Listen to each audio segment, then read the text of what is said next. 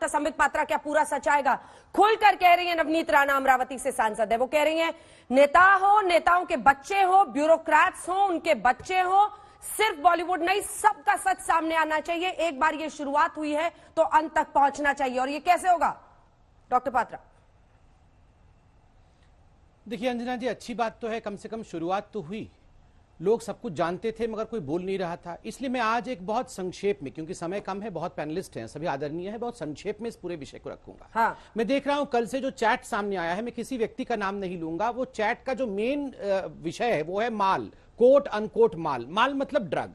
मैं एक छोटी सी कहानी है वो बता देता हूं, माल, जाल, पाल और खाल की, इसी में सब कुछ समेट लेता हूं।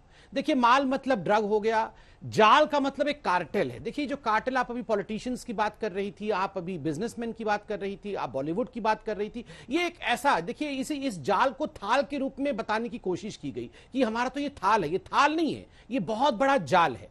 तीसरा है पाल, ये पालने की जो कोशिश है, आई scratch your back and you save me. हम एक दूसरे को बचाएंगे। सब जानते हैं कौन गुनहगार है, मगर हर कोई एक दूसरे को बचाने में लगा हुआ है। क्योंकि आप देखिए सुशांत सिंह राजपूत मर्डर केस, जिसमें आप लोगों ने, मीडिया ने कोशिश की कि सच्चाई सामने आए। बहुत सारे ऐसे लोग थे इसी इंडस्ट्री में जो चाहते नहीं थे इन्वेस्टिगेशन हो। पॉलिटिक्स में भी ऐसे लोग थे जो चाहते नहीं थे इन्वेस्टिगेशन हो। और अंत में खाल, खाल वो होता है जो हम, कई बार ऐसा होता है कि बाघ का खाल पहन के अंदर पेंगुइन बैठा हो। आजकल लोग कह रहे हैं कि पेंगुइन बाघ का खाल, मैं किसी को कह नहीं रहा हूं, मगर लोग ऐसा कह रहे हैं कि पेंगुइन बाघ का खाल पहन के चल रही है। आप बताइए, कह रहे हैं कि आपने जाल बिछाई है, पेंगुइन कौन है? जो सरकार का विरोध कर रहा है उन सबको आप लोग समेट रहे हैं जाल बिछाकर।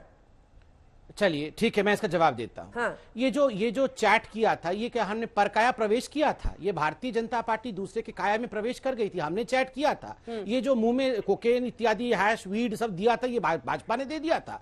हम ऐसे परकाया प्रवेश कर जाते हैं क्या? सब कुछ हम करते हैं। क्यों तिवारी? देखिए, खाएं ये, कब तक साजिश करेंगे साजिश और फिर जाल हम बिछाएं, ऐसे कैसे होगा? कब तक साजिश साजिश रोते रहिएगा? कब तक बोलिएगा जानबूझ के टारगेट कर रहे हैं? नहीं, ये देखो ऐसी बात है। हाँ। आज पहली बार अपने डिस्कशन के अंदर मैं नवनीत राणा से 100% सहमत हूं और मैं संदीप पात्रा जी से भी सहमत हूं कि सफाई अगर एनसीबी कर रही है तो हमारा उसको समर्थन है।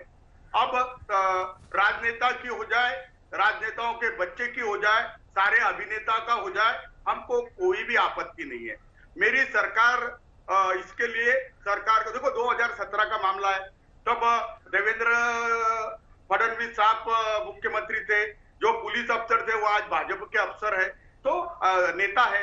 तो ऐसी बात है कि 19 का मामला है, तब भी देवेंद्र फडणवीस थे, और अभी का भी मामला हो तो सबकी तहकीकात होके ये सफाई अगर शुरू होती है तो हर क्षेत्र में वॉलेंटरली शुरू होना चाहिए। और आज मैं संदीप पात्रा और नवनीत राणा जी के साथ हूँ। नवनीत राणा तो हमारी क्या हो गया? तो हम उसका ही। अरे सर छोड़िए ना, रिश्ता बाद में निपटाइएगा। ये बताइए क्या हो गया? हृदय परिवर्तन आप वेट कर रहे थे कि दीपिका पादुकोण जैसे किसी बड़े स्टार का नाम आएगा, उसके बाद कहेंगे कि पूरी सच्चाई आनी चाहिए। समझ नहीं आ रहा तिवारी जी, आपका हृदय परिवर्तन क्यों हो गया आज? अरे और फिर ये नेता का बेटा कौन है? हाँ, क्या होता है? अरे अंजना रवि राणा भाई, रवि राणा सभी अमरावती विदर्भ के लोग हैं जो साफ चतुरी बात करते हैं। आप तो हर गंदी चीज में राजनीति लेके आते हो। अरे मैं बोल रहा हूं, क्षेत्रवाद लेकर आ जाते हैं, और आप क्षेत्रवाद लेकर आ जाते हैं। एक इलाके के लोग दिल से बोलते हैं, एक इलाके के लोग दिल से नहीं बोलते हैं। कहां फंसे हुए हैं तिवारी जी? आप बात को कहां से कहां पहुंचा देते हैं? संबित जी जल्दी बोलिए, मुझे नहीं, मैं एक बात बोल रहा हूँ।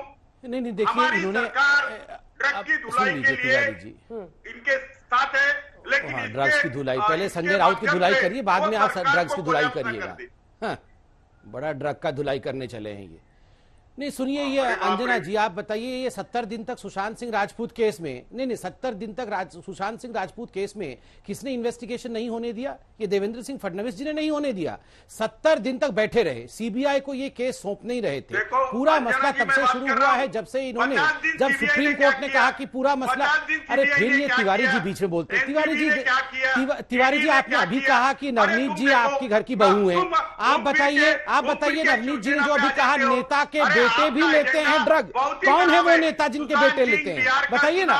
कसाब। ओहो, मैं इनके साथ डिबेट नहीं कर सकता, ये नॉन स्टॉप चिल्लाते रहते हैं। किशोर जी, आप तिवारी जी, ठीक है, अब तिवारी जी, बैठिए बातें क्यों करते हो? तिवारी जी, आप क्यों चिल्लाते रहते हैं? सवाल तो सुनिए, वो क्यों सवाल नहीं पूछ रहे हैं, करूंगा? उसका जवाब दीजिए। आपके यहाँ सब नहीं, आपके नहीं, क्यों नहीं करूंगा? देखो, आप एक महिला देखो, को जिसने मेरे को न्याय के लिए गाली आवाज देने का, उठाया उसको, नोटी बोलने सर का देखिए ऐसे, एक अलग से कार्यक्रम मैं रखिए। आपको गाली नहीं दे रहा हूं, देखिए नहीं मैं आपको गाली नहीं दे रहा हूं, आप बड़े हैं, आप शांति से सुनिए सर।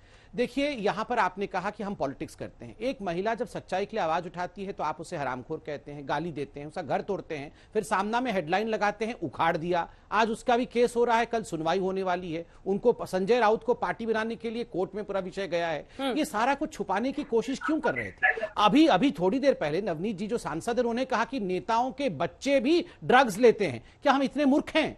उन्होंने किस तरफ उंगली की तरफ इशारा किया है कि हम समझ नहीं पा रहे हैं?